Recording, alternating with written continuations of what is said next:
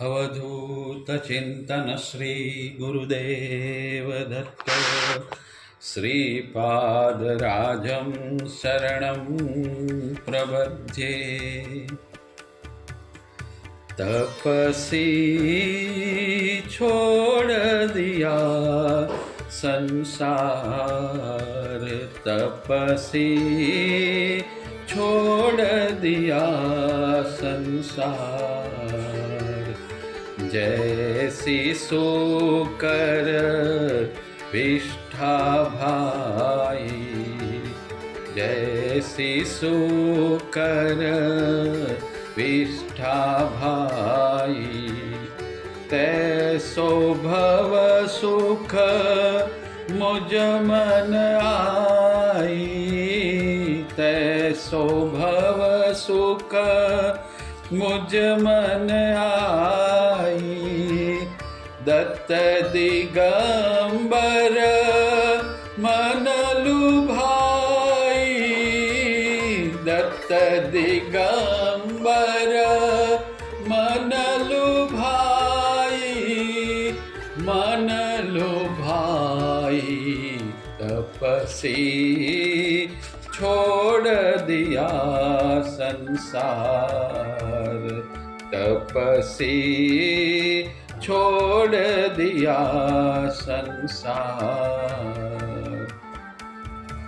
लोक लाज सब छोड़ पराई, लोक लाज सब छोड़ पराई। तार मंजीरा खूब बजाई, तार मंजीरा खूब बजाई।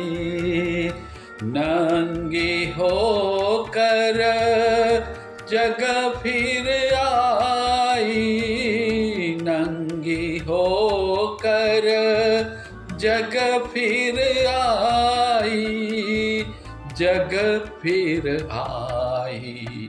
तपसी छोड़ दिया संसार, तपसी छोड़ दिया संसार, तपसी छोड़ दिया संसार। अध्याय 10 नारेश्वर निवास। વાલસોયા મમતામયી વાત્સલ્ય મૂર્તિ જનેતાનો ત્યાગ કર્યો. ઉલ્લાસ, તરવરાટ, આત્મીયતા અને પ્રેમના મહાસાગર જેવા નાનલા નારાયણને છોડ્યો. સમગ્ર સંસારને પાંડુરંગે સાપની કાચડીની જેમ ત્યજી દીધો. હવે પંખી મુક્ત બની ગયું. અલખના અંબરમાં ઊંચેરી ઉડાન અર્થે અંતર અધીરું થઈ ગયું. અલખની ઓળખ માટે શેષ જીવન સમર્પિત દેવાની અમૂલક ઘડી આવી ગઈ. આજ પાંડુરંગના હૃદયમાં આનંદના ઓઘ ઉછળતા હતા. તેમના ઉન્મત્ત મનને અત્યાનંદની પાંખો ફૂટી. આજ સમગ્ર બ્રહ્માંડનું આકાશ પાંડુરંગને નાનું પડતું હતું. પાંડુરંગ પાદરમાં પહોંચ્યા. સમગ્ર પ્રકૃતિ તેમનું સ્વાગત કરતી હતી. એક વિશાળ વૃક્ષ નીચે 1-2 મિનિટ તેઓ ઊભા રહ્યા. પ્રકૃતિનું નિરીક્ષણ કર્યું. પછી વૃક્ષના થડને અંઢેલીને તેઓ બેસી ગયા અને ઘડીવારમાં પૂરમાં ધસમસતા આનંદના પૂર કાગળ ઉપર ઢોળાઈ ગયા. પાંડુરંગે લખ્યું, આજ આનંદનું પૂર ઉરમાં વહે, છોડ બ્રહ્માંડમાં ના સમાય. આજે હૃદયમાં આનંદના પૂર ઉમટ્યા છે. તેની એકાદી છોડને ઉછળવા માટે બ્રહ્માંડ નાનું પડે છે. આગળ પાંડુરંગ લખે છે, મોજું સાગરમાં મળ્યું અને ખુદ મહાસાગર બની ગયું. હવે સઘળી નામઠામની ઝંઝાટ ચાલી ગઈ. શૂન્યમાં સર્વસ્વ સમાઈ ગયું. હુંનો લેપ થઈ ગયો હોય અને છતાંય કાંઈ થયું નથી, કાંઈ ગયું નથી. બધું જેમનું તેમ હતું, તેમનું તેમ રહ્યું. પૂજ્યશ્રી ઉદાહરણ આપતા કહે છે, સોનાના વિવિધ ઘરેણાના ઘાટ અલગ અલગ હોય છે, પરંતુ ઘરેણામાં સોનું તો એનું એ જ હોય છે. વળી પાછું તેમણે ગાયું, માઈ મોરે આનંદ ઉર ન સમાય. માં, આજે આનંદ મારા હૃદયમાં માતો નથી. જેમ આંધળાને આંખો મળે, ગરીબને ધનનો ખજાનો મળે, તેમ મને અત્યાર સુધી આંખોથી ઓઝલ એવા અલખને આરાધવાની ઘડી પ્રાપ્ત થઈ છે. હે માં, મને હવે તું હુંના ભેદ દેખાતા નથી. જ્યાં જ્યાં નજર નાખું છું ત્યાં માત્ર આનંદ આનંદ નજરે પડે છે. વળી પાછો તેમને તેમનો અંગત મિત્ર અને સહઅધ્યાયી અમૃતલાલ મોદી યાદ આવી ગયા. પાંડુરંગ અને અમૃતલાલે પોતપોતાના શમણા ભાવનાઓ અને સંવેદનાઓ, આનંદો અને ઉલ્લાસો અને બીજું ઘણું બધું અરસપરસ વહેંચી લીધું હતું. બંને જીવનના સુપથ ગમનના તથા યોગ માર્ગના સહયાત્રી હતા. પાંડુરંગે અમૃતલાલને યોગ શીખવ્યો હતો અને અમૃતલાલ નિયમિત યોગ કરતા. અમૃતલાલને ધ્યાનમાં બેઠેલા જોઈ ઘણીવાર પાંડુરંગ તેમને તપસી કહીને બોલાવતા. અત્યારની અણમોલ ઘડીને પાંડુરંગે તપસીને યાદ કરી તેમને ખબર પહોંચાડી કે તપસી છોડ દિયા સંસાર, જૈસી સુકર વિષ્ઠા ભાઈ, તૈસો ભવ સુખ મુજ મન આઈ, દત્ત દિગંબર મન લુભાઈ, તપસી છોડ દિયા સંસાર. કેટલો બધો સંસાર પ્રત્યે અણગમો, કેટલો બધો તિરસ્કાર, ગલીએ ગલીએ રખડતા અને ગંદકીમાં જ આળોટતા ગંદા ભૂંડની વિષ્ઠા જેવો સંસાર છે, તેમ કહી પાંડુરંગે તેને ત્યાગી દીધો અને દત્તને ચરણે સમર્પિત થઈ ગયા. આખી રાત વૃક્ષ નીચે પસાર કરી દીધી. અનુષ્ઠાન માટે સ્થળ શોધવાનું બાકી હતું. તેનું મનોમંથન આખી રાત ચાલ્યું. છેવટે હિમાલય સાધકનું પિયર ગણાય છે તેમ વિચારી હિમાલય જવા નિર્ણય કર્યો. જો કે મનમાં હજુ એ વિચાર બરાબર બેસતો ન હતો. તેથી સવાર થતાં કોઈ સાચા સંતનું માર્ગદર્શન મેળવવાનું અને અનુકૂળતા પડે તો તેમની જ નિશ્રામાં અનુષ્ઠાન કરવું એવો નિશ્ચય કર્યો. બીજે દિવસે વડોદરા જઈ ઝાલોદ અંબાલાલ વ્યાસને ત્યાં ભીલ આશ્રમમાં ગયા. ત્યાં અંબાલાલ પાસે સત્સંગ કરી તેઓ નીકળી ગયા. અંબાલાલે તેમને ઝાલોદથી દાહોદની ટિકિટ લાવી આપી. તેઓ ગાડરવાડા પહોંચ્યા. તેમને સાંઈ ખેડા ધૂણીવાલા બાબાના દર્શને અને માર્ગદર્શન માટે જવું હતું. ગાડરવાડાથી સાંઈ ખેડા બસો જતી હતી, પરંતુ ખિસ્સામાં પૂરતા પૈસા ન હતા. તેથી તેમણે ચાલવા માંડ્યું. ગાડરવાડાથી સાંઈ ખેડા લગભગ 100 માઇલ જેવું અંતર પાંડુરંગે કાપી નાખ્યું. ધૂણીવાલા દાદા દિગંબર વિશે ધગધગતી ધૂણી આગળ બેસી રહેતા. તેઓ પરમ ત્યાગી, વૈરાગી, આત્મજ્ઞાની અને સદાય બ્રહ્માનંદમાં મસ્ત રહેતા. દિન દુઃખીના દુઃખ દૂર કરતા. કોઈ પણ ભક્ત કાંઈ આપે તો તે ધૂણીમાં પધરાવી દેતા. ભૂખ તરસની કાંઈ તમન્ના ન હતી. કોઈ આવી રાત્રે 2-4 કોળિયા ભરાવે તો ખાય, નહીં તો મસ્ત બની અલખમાં ખોવાયેલા રહે. તેઓ સમર્થાગ્નિ અને ચમત્કારી હતા. પાંડુરંગને રસ્તામાં એક શીખનો ભેટો થઈ ગયો. શીખ પોતાની સાંસારિક તકલીફોના માર્ગદર્શન માટે જતો હતો. બંને સાંઈખેડા પહોંચ્યા. ધૂણીવાલા દાદાનું સ્થાન હજારો ભક્તોથી ઉભરાતું હતું. સેંકડો સાધુ સંતોની જમાત પડાવ નાખી બેસી હતી. જુલાઈ 1925નો સમય હતો. કેરીઓ વેચાતી હતી. દેવ, રાજા અને સંત પાસે ખાલી હાથે ન જવાય તેવા જ્ઞાનના આધારે પાંડુરંગે એક કેરી ખરીદી. ત્યાંથી તે બંને દર્શન કરવા ગયા. પાંડુરંગ બાબાના ચરણોમાં કેરી મૂકવા ગયા. બાબાએ તે કેરી અધવચ્ચે ઝૂંટવી લીધી અને ગોળીને ચૂસવા માંડી. આખી કેરી ખાઈ ગયા. દર્શન માટે ઘણા લોકો આવ્યા હતા. કોઈ વાત થઈ શકે તેવું વાતાવરણ ન હતું. તેથી એકાંત જ્યારે મળશે ત્યારે મળીશું એમ વિચારી પ્રણામ કરી પાંડુરંગ દૂર જતા રહ્યા. તેમણે એકાંતમાં મળવાની વ્યવસ્થા કરવા માટે બાબાનું ધ્યાન રાખનાર છોટે દાદાને શોધી કાઢ્યા, પરંતુ તેઓ ઘસઘસાટ ઊંઘતા હતા. તેથી ત્યાંથી તેઓ ખસી ગયા. પછી કોઈએ કહ્યું કે રાતે એકાંતમાં કોઈ ખવડાવે તો 2-4 કોળિયા ખાય છે. પાંડુરંગે નક્કી કરી લીધું કે એવો જ કોઈ સમય સાધી લેવો. લગભગ સાંજ પડવા આવી. પાંડુરંગ આગળ પાછળ ફરતા ફરતા બાબાના આસન સુધી આવ્યા. ત્યાં તેમણે એક વિચિત્ર દ્રશ્ય નિહાળ્યું. બાબાના ધૂણાથી થોડે દૂર ગમાણમાં એક ગાય બાંધી હતી. બાબા એ ગાયને સોટીથી ખૂબ મારતા હતા. પાંડુરંગને થયું કે આ ગાય કોઈ ઉપદ્રવ કરતી નથી, છતાંય પણ દાદા તેમને કેમ મારે છે? અને બાબા જેવા મહાન સંત ગાય જેવા મૂગા પ્રાણી પર હાથ ઉપાડે તે તો આઘાતજનક છે. પરંતુ ત્યાં તો તેમની નજર ગાય પર પડી.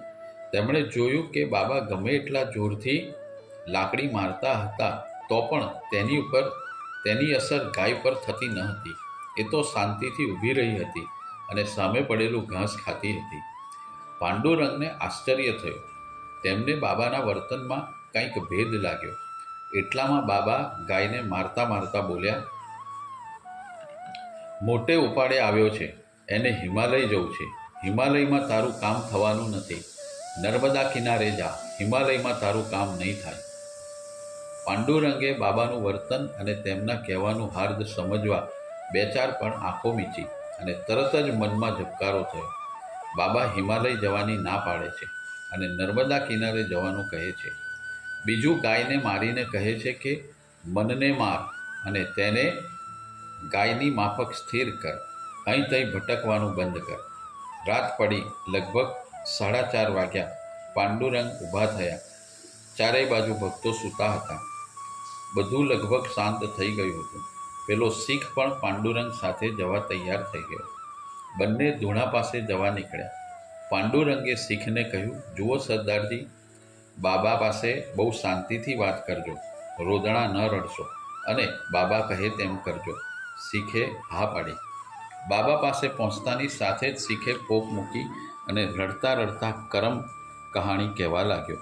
બાબા કૃપા કરો, હું ભિખારી થઈ ગયો છું, બીબી બચરવાળો છું, ધંધો મંદો થઈ ગયો છે. બાબા આર્થિક રીતે તૂટી ગયો છું. બાબા કૃપા કરો એમ કંઈ મોટેથી રડવા લાગ્યો. બાબા બોલ્યા, 6 મહિના રૂક જા, ઠીક હો જાएगा. સરદારજી બોલ્યા, ઓ બાબા, 6 મહિના મારાથી કેવી રીતે નીકળશે? હું તો મરી જઈશ. બાબાએ કહ્યું, તો 3 મહિના રૂક જા. सरदार जी बोलिया, ये भी ज़्यादा है बाबा, मेरे बच्चे क्या खाएंगे? तो 1 महीना रुक जा, बाबा बोलिया. सरदारजीનું રુદન ચાલુ જ રહ્યું. 15 दिन, બાપજી મેં તો મર જાઉંગા. 7 दिन, તો પણ સરદારજીનું રડવાનું બંધ ન થયું. એટલે બાબા બોલ્યા, 3 दिन रुक जा, वो भी मैं कैसे कर पाऊंगा? કહીને સરદારજીએ રડવાનું ચાલુ જ રાખ્યું. એટલે ગુસ્સે થઈ બાબા બોલ્યા, તું ઇધર સે ચલા જા, તેરા કામ નહીં હે. બાબાએ દંડો ઉગામ્યો. શીખ ઊભો થઈને જતો રહ્યો. એટલે પાંડુરંગ પણ ઊભા થયા. એટલે બાબા બોલ્યા, બેઠ બેઠ, તું ક્यों ખડા હુઆ? પાંડુરંગ બેસી ગયા. એટલે 2-3 મિનિટ કોઈ બોલ્યું નહીં. પછી પાંડુરંગે ભક્તિભર્યા શબ્દોમાં કહેવા માંડ્યું, મેરા પ્રણામ સ્વીકાર કરો. એમ કહી પાંડુરંગે પ્રણામ કર્યા. બાબાએ પાંડુરંગના બરડે હાથ ફેરવ્યો. તેમના શરીરમાં અલૌકિક પ્રવાહ પસાર થઈ ગયો. સમગ્ર શરીર પુલકિત થઈ ગયું. પાંડુરંગ બેઠા થયા.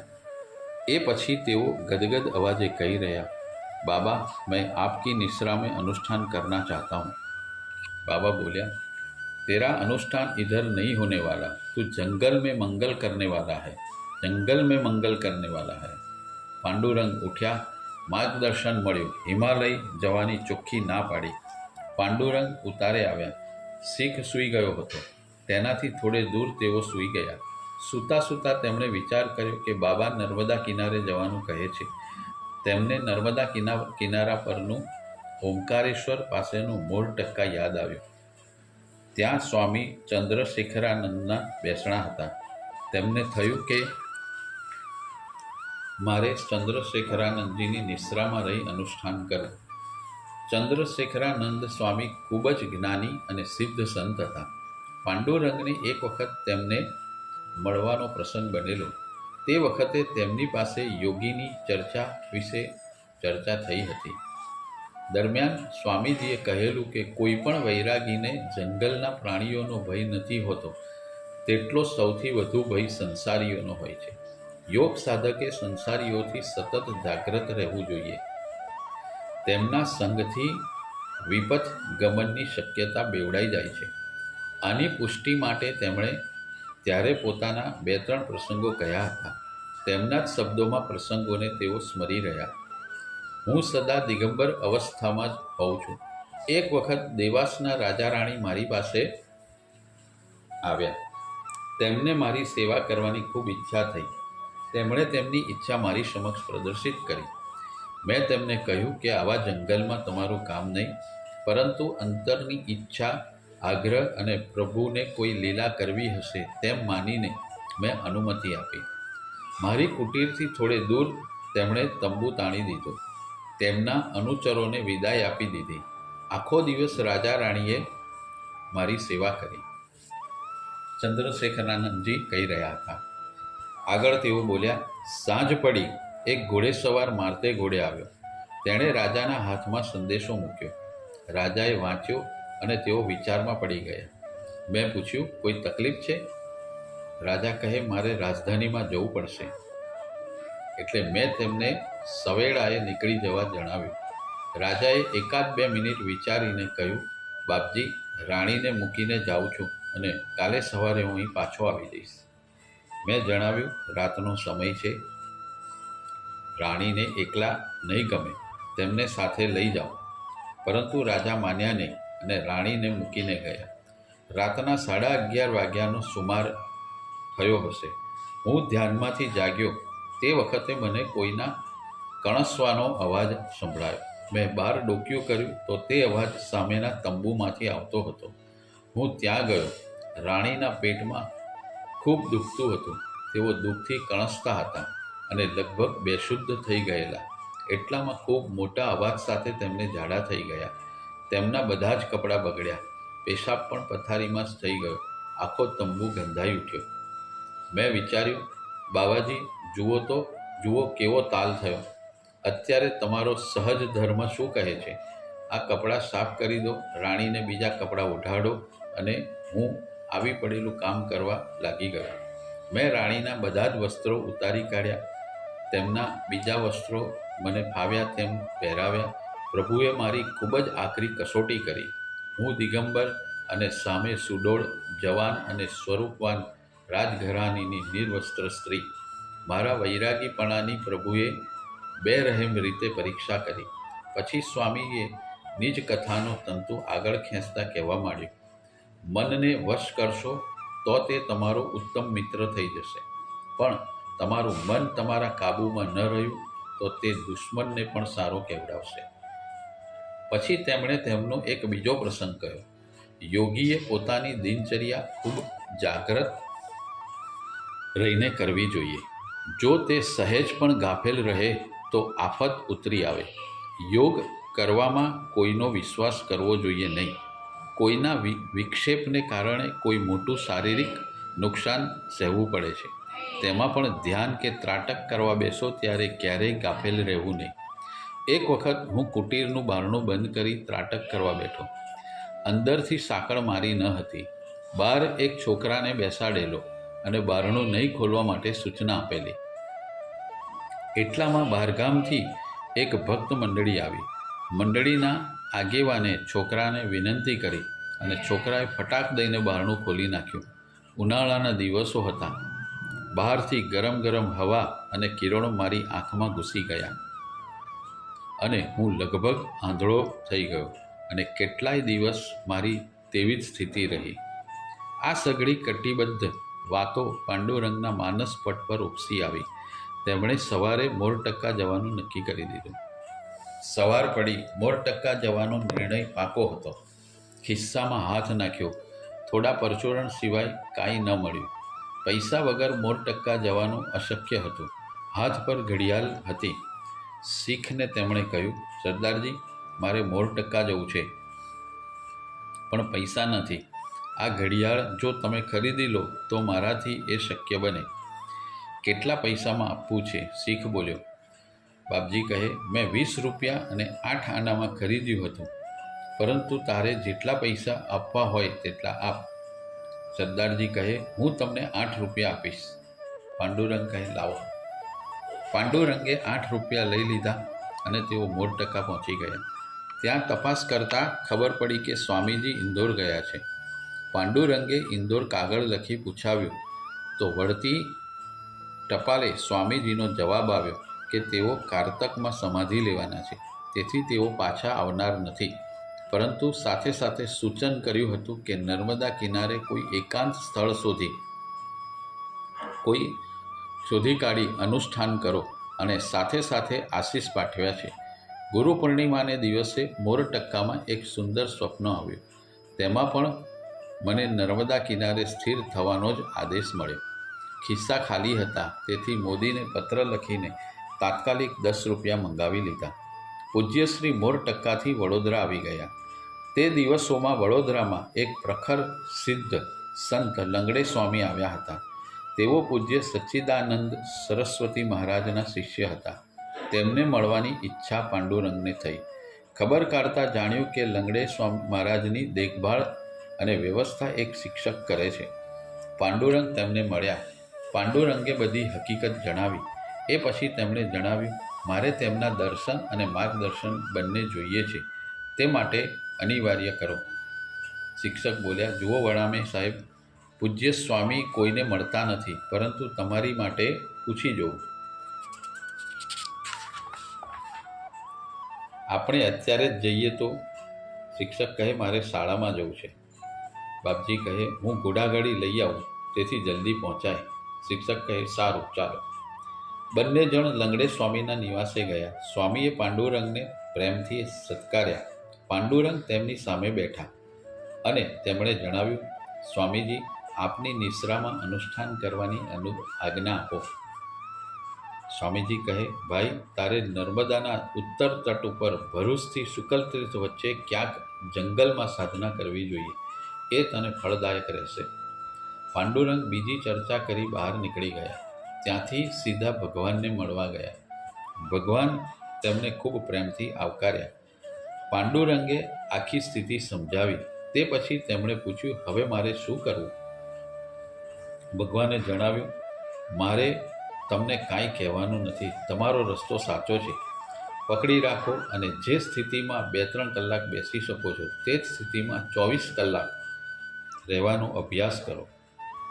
બાપજી કહે, મારે કયા ચોક્કસ નિયમો પાળવા તે માટે જરૂરી માર્ગદર્શન આપો. ભગવાન બોલ્યા, બીજા બધા તો ઠીક છે, પરંતુ તમે અયાચિત વૃત્તિથી રહો તો તપશ્ચર્યા ખૂબ વેગ પકડશે.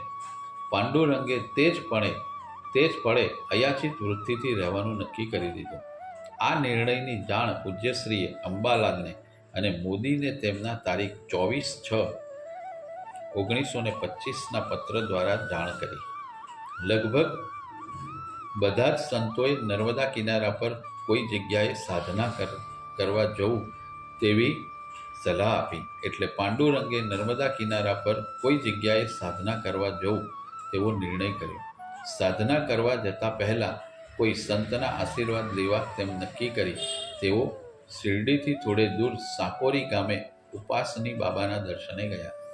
બાબાને પ્રણામ કર્યા અને તેમને કહ્યું, બાબા, અનુષ્ઠાનાર્થે નર્મદા તટ પર જવું છે તેવું તો નક્કી કર્યું જ છે.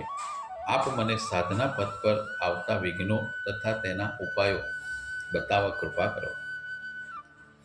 બાબાએ કહ્યું, કોઈને નડતરરૂપ ન થવાય અને કોઈ આપણને ના નડે, એટલે કે ઉપદ્રવ ન કરે તેવી જગ્યા પસંદ કરો. બીજું ખૂબ જ અગત્યનું એ છે કે લોકોની ઉપાધિઓથી દૂર રહેવું. લોકો સ્વાર્થી હોય છે, જંપવા નહીં દે, સાધનામાં વિક્ષેપ નાખશે, કોઈને બોધ આપવો નહીં, ક્યારેય નામનો મોહ ન રાખવો, વ્યવહાર કરવામાં ખૂબ જ કાળજી રાખવી અને તેમાં ક્યાંય લેપાઈ ન જવાય તેનું ધ્યાન રાખવું. આ પછી એકાદ પળ શાંત રહીને તેમણે ઉમેર્યું, જોકે આ બધું કરવા છતાં પણ લોકો જંપવા દેશે નહીં. આ પછી પોતાનો અનુભવ તેમણે જણાવ્યો. લોકોને મારાથી દૂર રાખવા મેં બહુ જ ખરાબ વર્તન કર્યું. શરીર પર મારો મળ લગાડીને બેસતો, આખું શરીર અને ઓરડો ગંધાય છતાંય લોકોએ મને ન છોડ્યો. આ પછી અંતે તેમણે ઉમેર્યું, કે ઈશ્વરમાં અવિરત અનુસંધાન રાખવું, લોકો ઉપયોગી કાર્યો કરવાના અભરખા ન રાખવા, તેમાં ગાફેલ રહ્યા તો આસક્તિ લાગશે અને તે અહમમાં પરિણામશે. વળી થોડી ક્ષણોના વિલંબ પછી તેમણે પાછું જણાવ્યું, જે થાય તે દ્રષ્ટા તરીકે જોયા કરો. પાંડુરંગે ઉપાસની બાબાની બધી જ સલાહ ધ્યાનપૂર્વક સાંભળી અને શ્રદ્ધાપૂર્વક વાગોળી. બાબાને પ્રણામ કરીને ત્યાંથી તેઓ નીકળી ગયા. નર્મદા તટે સાધના માટે જવાનો નિર્ણય પાકો થઈ ગયો. તે નિર્ણય થતાની સાથે જ તેમને સરખેજવાળા રતનલાલ યાદ આવ્યા. રતનલાલ રેવા તટ ઉપર આવેલા રણાપુર ગામમાં આવેલી શાળામાં અંગ્રેજીના શિક્ષક હતા. તે શાળા માલસરના સમર્થ શ્રીમદ પરમહંસ માધવદાસજી તરફથી ચાલતી હતી. રતનલાલે થોડા વખત પહેલાં પાંડુરંગને રણાપુર આવવા કહ્યું હતું. સને 1925ના જુલાઈ માસની 24મી તારીખે પાંડુરંગ રણાપુર પહોંચી ગયા. પાંડુરંગને જોઈને રતનલાલ અડધા અડધા થઈ ગયા. બંને જણ એકબીજાને વળગી પડ્યા. રતનલાલની આંખોમાં હર્ષાશ્રુ આવી ગયા. નકશી ખાદીમાં લપાટાયેલા દાઢીવાળ વધેરેલા પાંડુરંગની સામે રતનલાલ જોઈ રહ્યા. પાંડુરંગે કહ્યું, રતનલાલ, સંસાર છોડી દીધો. હવે અલખની આરાધના એ જ એકમાત્ર ધ્યેય છે. પછી પાંડુરંગે ઉમેર્યું, હવે મારે ઘોર તપશ્ચર્યા કરવી છે, અનુષ્ઠાન કરવું છે. આ માટે ઘણા સિદ્ધ સંતોને મળ્યો. તેમણે મને નર્મદા તટે આસન જમાવવાની સલાહ આપી છે. નર્મદા તટનો વિચાર કરતાં તમે યાદ આવ્યા અને અહીં આવી ગયો છો. અહીં ક્યાંક તમારી મદદથી સારી નિરુપદ્રવી જગ્યા શોધવી છે. રતનલાલ બોલ્યા, પાંડુરંગ, તમે કેવી રીતે સાધનાનો વિચાર કરો છો? તમારે ક્યાંક કાયમ માટે સ્થિર થવું છે કે થોડા સમય માટે અમુક અનુષ્ઠાન પતે ત્યાં સુધી રહેવું છે? પાંડુરંગ કહે, હમણાં એવું કાંઈ નક્કી નહીં થઈ શકતું નથી. હાલ અનુષ્ઠાન કરવું છે. પછી કોઈ એક જગ્યાએ સ્થિર થવાય તો તેમ કરશું. નહીં તો 3 ઋતુઓ માટે 3 સ્થાન નક્કી કરીને રહીશું. 15 દિવસ ઘેર મા પાસે રહેવું અને 8 દિવસ ભગવાનના સમાગમમાં રહેવું. મારો આ વિચાર મેં અંબાલાલ અને મોદીને જણાવ્યો હતો. રતનલાલે કહ્યું, કાંઈ વાંધો નહીં, જગ્યા મળી જશે. હાલ તો અહીં મારી પાસે રહો. પાંડુરંગ કહે, મારાથી કોઈના ઘરમાં નહીં રહેવાય. ભાગોળે કોઈ ચોતરા પર પડી રહીશ. રતનલાલ કહે, એવી શી જરૂર છે? મારી શાળામાં એક ખૂણા પરનો અલગ ઓરડો કાઢી આપીશું, બસ. રતનલાલે આચાર્યને વાત કરી અને તેમણે માધવ વિજય પાઠશાળાનો એક ઓરડો ખાલી કરી આપ્યો. રહેવાનું શાળામાં અને ભિક્ષા રતનલાલને ત્યાં થતી. થોડા દિવસ આમ નીકળી ગયા. એક દિવસ ભિક્ષા લઈ રતનલાલ તથા પાંડુરંગ શાળા તરફ જતા હતા. રતનલાલના બાજુના ખાંચામાં એક હરગોવિંદાસ કાનજીભાઈ સોની નામના એક અતિ સાત્વિક વ્યક્તિ રહેતા હતા. તેમને બધા દાસકાકાના હોલામણા નામથી ઓળખતા હતા. તેમને સંતોની સેવાની અનહદ ભૂખ રહેતી. સંતને જુએ કે તરત તેમના પર પગ ઝાલ્યા ન રહે, તેમની સેવામાં લાગી જાય. દાસકાકાએ રતનલાલ પાસે એક સાધુ જેવા વ્યક્તિને જોઈ રતનલાલને બોલાવ્યા. રતનલાલ તેમના ઘરમાં ગયા. પાંડુરંગ બહાર ઊભા હતા. આવકાર આપતા દાસકાકા બોલી ઉઠ્યા, આવો આવો માસ્તર, બેસો. એક જૂના બાકડા પર રતનલાલ બેઠા.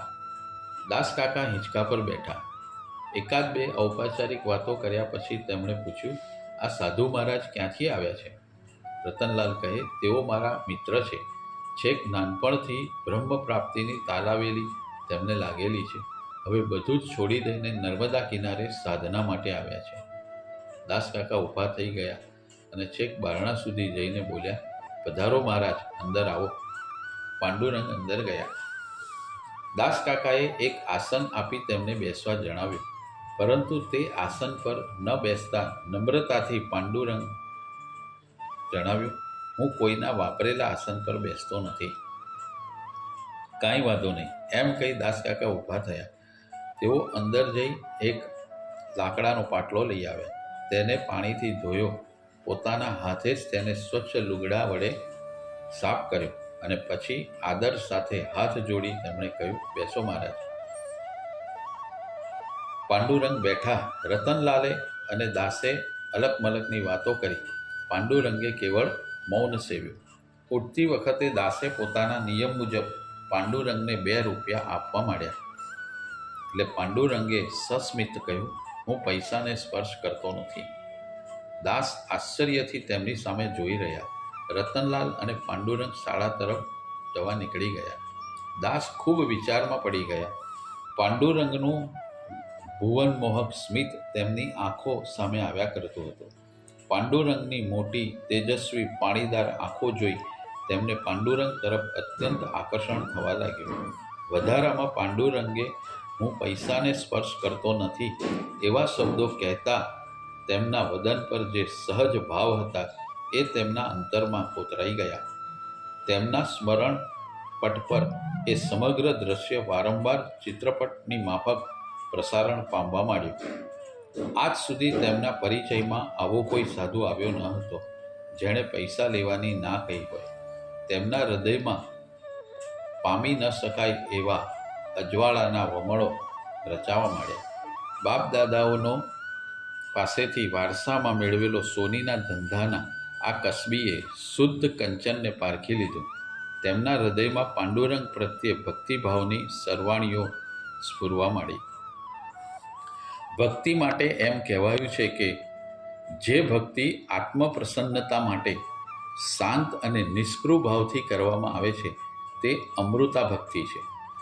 જે ભક્તિ આત્મખ્યાતિ માટે કામના અને ભયની ભાવનાથી પ્રેરાઈને કરવામાં આવે છે તે જતા ભક્તિ છે. જે ભક્તિ કેવળ પ્રદર્શન, પ્રશંસા અને લોકેશના માટે કરવામાં આવે છે તે વિશા ભક્તિ છે.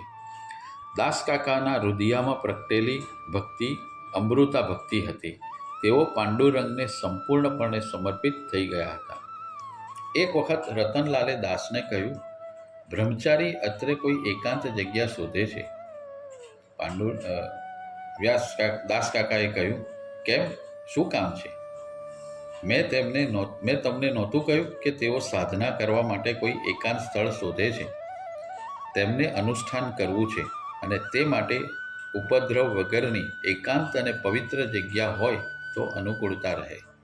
માત્ર 2-4 પળ વિચારી દાસકાકા બોલ્યા, અહીંથી લગભગ 7 માઇલ દૂર લીલોડ ગામની બાજુએ નારેશ્વર મહાદેવની દેરી છે. જગ્યા સારી છે પણ નિબિડ જંગલ છે.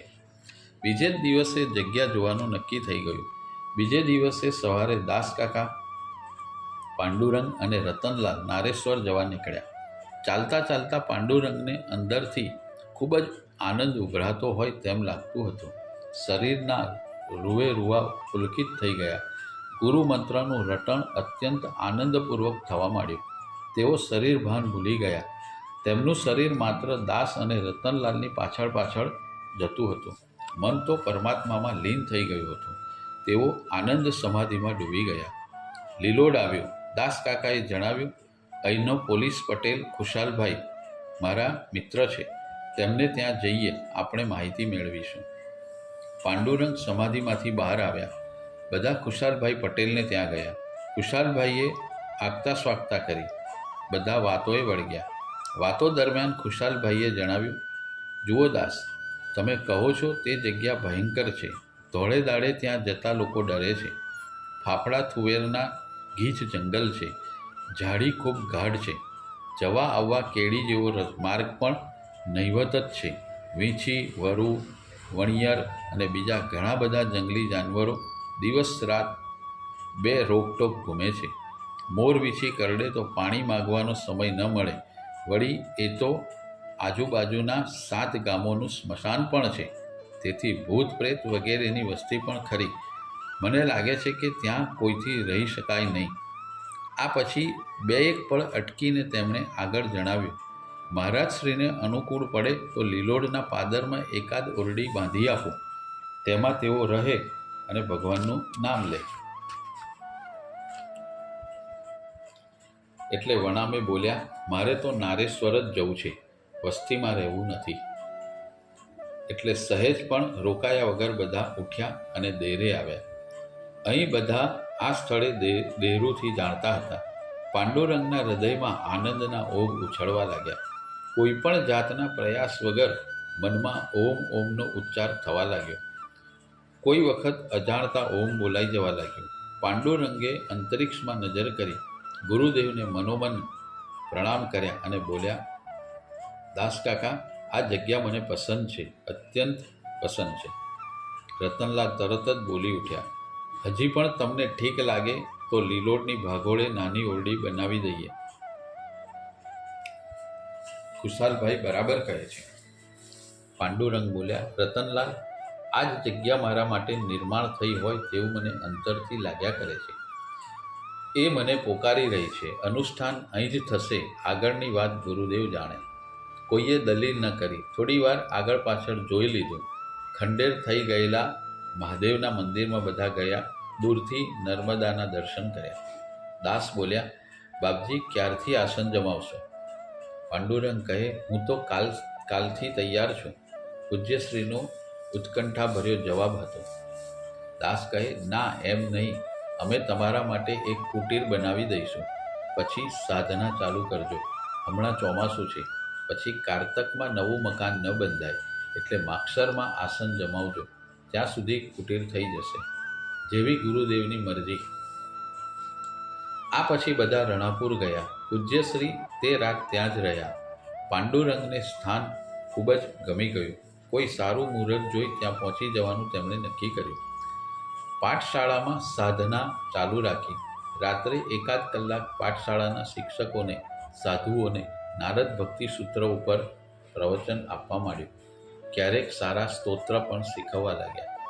લગભગ 3-3.5 માસ રણાપુરમાં રોકાણ પછી ત્યાંથી 1925ના નવેમ્બર માસની શરૂઆતમાં વડોદરા થઈ તેઓ ગોધરા ગયા. ત્યાં રૂકમાઅંબા પાસે અઠવાડિયા જેટલો સમય તેઓ ત્યાં રહ્યા. રૂકમાઅંબાનું મનોબળ દાદ માગે તેવું હતું. ત્યાંથી તારીખ 20/11/1925ના અરસામાં તેઓ અમદાવાદ ગયા. તેમણે મુકામ કાંકરિયાની ગુફામાં રાખ્યો. વિક્રમ સંવત 1981ના માગસર માસમાં તારીખ 4/12/1925ના દિવસે સાંજે મોટી કોરોલ મિયા ગામની ગાડીમાં માલોદ, હાલ નારેશ્વર રોડ સ્ટેશને ઉતર્યા. શિયાળાની સાંજ રાત તરફ જલ્દી ઢળતી હતી. પાંડુરંગે સ્ટેશન પર કોઈને નારેશ્વર જવાનો રસ્તો પૂછ્યો. તે વ્યક્તિએ નજીકના સગડોળ ગામે રાત રોકાઈ નારેશ્વર જવાનું સૂચન કર્યું. પાંડુરંગને એ વાત ગળે ઉતરી ગઈ. તેમણે સગડોળના પાદરમાં આવેલા એક ચોતરાએ કામળાથી ઝાટકીને સાફ કર્યો. પછી કામળો પાથરી તેની ઉપર લંબાવ્યો. હાથનું ઉશીકું કર્યું અને આભનું ઓઢણું કર્યું. ચોતરફની ચારેય બાજુ વિસ્તરેલા, માથું ફાડી નાખે તેવી દુર્ગંધ ઓગતા છાણ મૂતરના ઉકરડા પર જન્મેલા અને ઉછરેલા મોટા મોટા મચ્છરો, ચાંચડ, ડાંસ વગેરે આજ ઉજાણી કરી રહ્યા હતા. પાંડુરંગના શરીરમાં ભ્રમણ કરી રહેલા રક્તની મિજબાની આજ આખી રાત માટે કરવાની હતી. પરંતુ શરીર ભાવથી સદંતર અલિપ્ત થયેલા પાંડુરંગને મચ્છર તો શું પણ કૂતરું આવીને કરડી જાય તોય તેમનો અલગથી જોડાયેલો તાર તૂટવાનો ન હતો. જામતી જતી રાત્રિની નીરવતાને ચીરી નાખતા શિયાળ અને બીજા જાનવરોના ચિત્ર વિચિત્ર અવાજો પણ પાંડુરંગને અલગથી અલગ કરવા અશક્તિમાન હતા. પાંડુરંગના અંતરના તાર અલખની સાથે જોડાયેલા જ હતા. નિરભ્ર આકાશમાં ટમટમતા તારલાઓ સાથે તારા મૈત્રિક કરતાં કરતાં ક્યારે આંખ મીચાઈ ગઈ અને ક્યારે સવાર પડી તેની ખબર ના પડી. સવાર પડતાં જ ખભે કામળો નાખી નાનો સરખો એક ખલેચો જેમાં આવશ્યક ચીજ વસ્તુઓ તથા દત્ત પુરાણ હતું ખભે ભરવી નારેશ્વર તરફ તેઓએ પ્રયાણ કર્યું. વચ્ચે એકાદ બે જગ્યાએ પૂછવું પડ્યું. પછી તો એક જણે જોડે જઈને રસ્તો બતાવ્યો અને દૂરથી દેહરું બતાવી તે પાછો વળ્યો. હવે દેહરું દેખાતું હતું. તે દિશામાં તેઓ ચાલવા લાગ્યા. જેમ જેમ નજીક જતા ગયા તેમ તેમ અંતરમાં આનંદના ફુવારા ઉડવા લાગ્યા. હૃદયના ધબકારા તેમને પોતાને સંભળાવા લાગ્યા. અજાણપણે થોડું વધુ શ્વાસ લેવાઈ જતો હોય તેમ તેમને લાગ્યું. શરીરના રોમે રોમમાં કોઈ અકથ્ય આનંદના તરંગો જાગી રહ્યા હોય તેવી અનુભૂતિ થવા લાગી. દેહમાં કોઈ આછેરી ધ્રુજારી વર્તાવા લાગી. ચરણો જલ્દી જલ્દી ગતિ કરી રહ્યા હતા. તેના કરતાં મનની ગતિ તો અનેક ગણી હતી.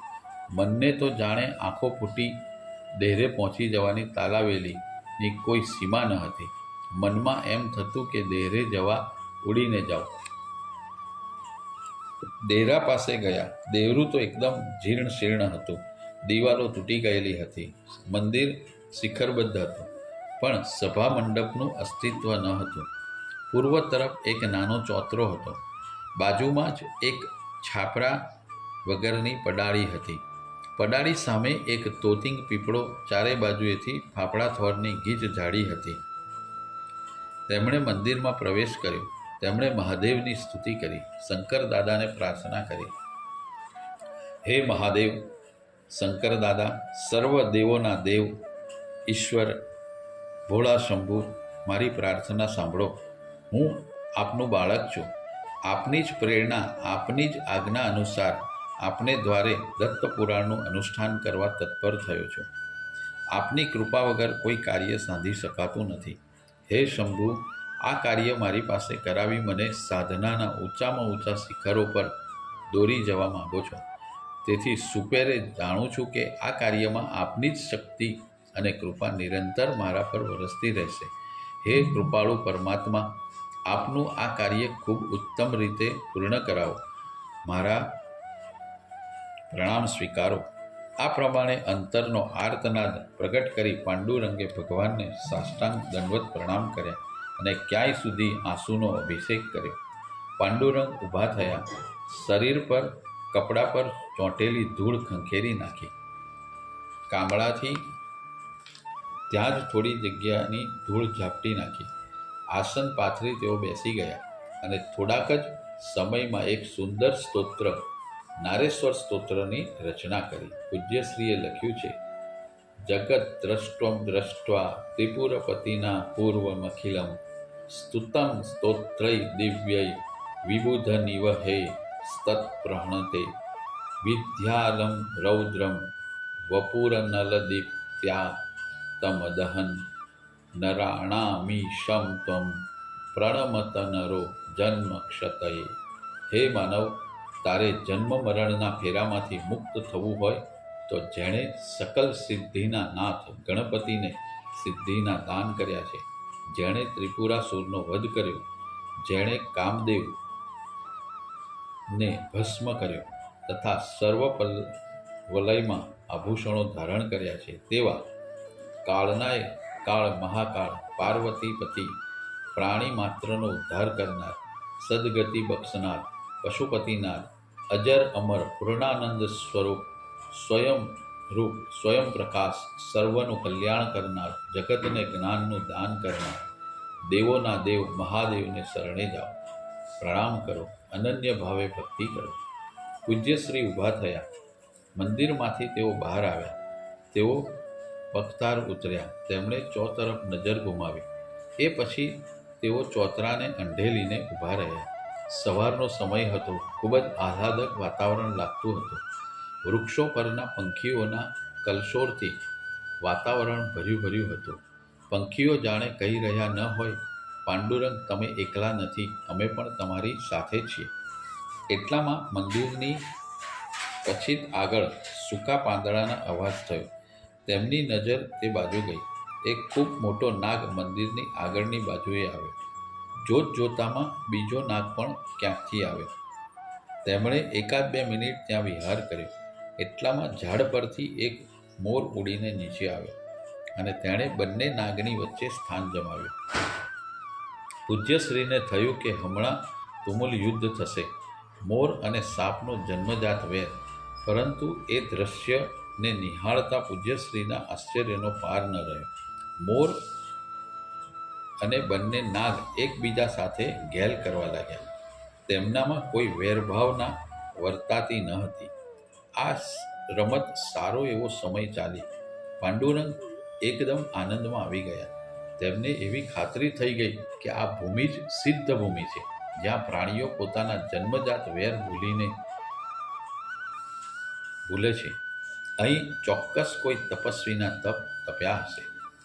એટલામાં બે ચાર મોટા મોટા વીછી, લીલા કચ્છ સાપ, નોળિયો, ચંદનગો, જંગલી બિલાડી પોતપોતાની રીતે અહીં ત્યાં વિહાર કરતા નજરે પડ્યા. નદી તરફ જવા માટે કોઈ રસ્તો દેખાતો ન હતો. માત્ર નામની નાનકડી કેડી હતી.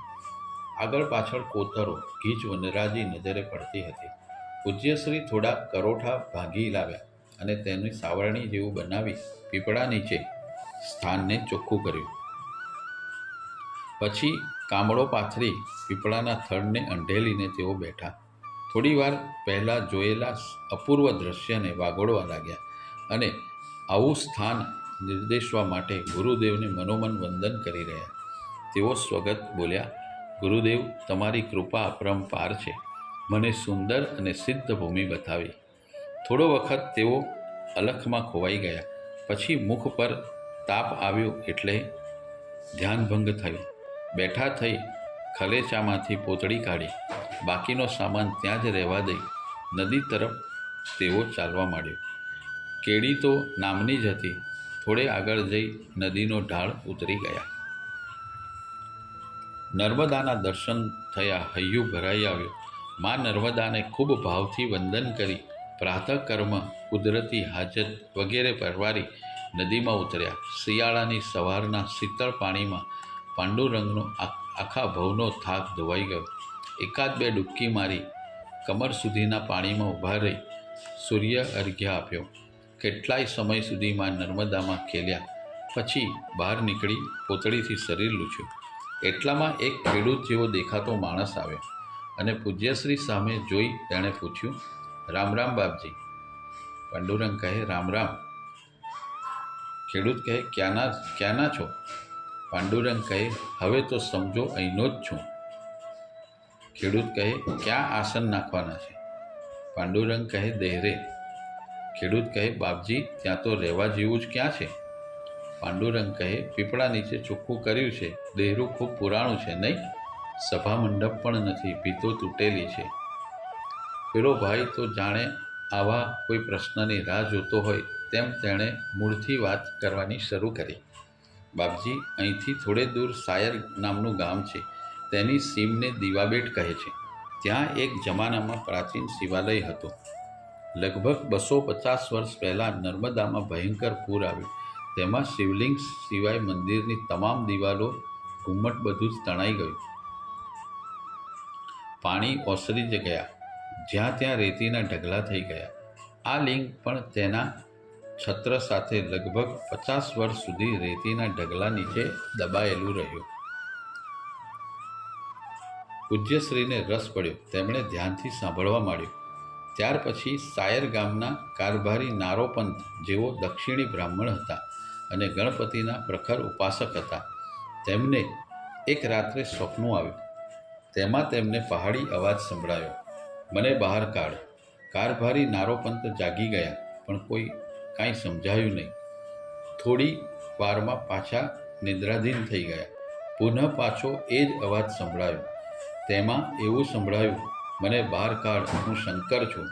નદીના પટમાં એક રેતીનો ઢગલો છે. તેની ઉપર એક નાનું ઝાડ છે. તે ઢગલા નીચે હું છું. નારોપંથ ગભરાઈ ગયા. સવારમાં તેમણે આડોશ પાડોશમાં વાત કરી. 15-20 માણસો ભેગા મળી નદી કિનારે ગયા. ઝાડવાળો રેતીનો ઢગલો ખોદી કાઢ્યો અને બધાના એક સાથે ખોદવા મંડી પડ્યા. થોડી જ વારમાં જલધારી સાથે શિવલિંગ મળી આવ્યું. એ શિવલિંગ અમારે ત્યાં સ્થાપ્યું. તેની સ્થાપના માટે દક્ષિણી બ્રાહ્મણને બોલાવ્યા હતા. બધાએ નારોપંથના નામ પરથી નારેશ્વર મહાદેવ એવું નામ આપ્યું. પૂજ્યશ્રીએ પૂછ્યું, આ પહેલાં સાયરની સીમમાં જે મહાદેવનું મંદિર હતું તેનું નામ જાણો છો? પેલો ભાઈ ઇતિહાસકારની અદાથી બોલ્યો, બાપજી, ઇતિહાસ એમ કહે છે, એક જમાનામાં અસુરોના ત્રાસથી ભયભીત લોકોના દુઃખને દૂર કરવા અને અસુરોનો સંહાર કરવા માટે ગણપતિએ શંકર ભગવાનની આરાધના કરી. આ તપ તેમણે માત્ર પાણીના એક બિંદુ પર રહીને કરેલું. ભગવાન શંકર પ્રસન્ન થયા. ગણપતિએ સ્વયં મહાદેવના લિંગની સ્થાપના કરી હતી. તે મહાદેવનું નામ કપરદીશ્વર મહાદેવ હતું. આટલી વાત કરી પેલો માણસ તેને રસ્તે પડ્યો. પૂજ્યશ્રી આ બધું સાંભળી રહ્યા હતા અને પછી સ્વગત બોલ્યા, ગુરુદેવ, આ સિદ્ધ ભૂમિ છે, તેનું એક વધારાનું પ્રમાણ આપ્યું. ભીના લુગડે જ પૂજ્યશ્રી દેહરે આવ્યા. હવે તેમને પૂર્ણ ખાતરી થઈ ગઈ કે ગુરુદેવે તેમને પહેલેથી જ સિદ્ધ થઈ ગયેલી ભૂમિ પર અનુષ્ઠાનાર્થે મોકલ્યા છે. ઓમ નમઃ શંભવાય ચ મયો ભવાય ચ. ઓમ નમઃ શંકરાય ચ મયસ્કરાય ચ. ઓમ નમઃ શિવાય ચ શિવતરાય ચ.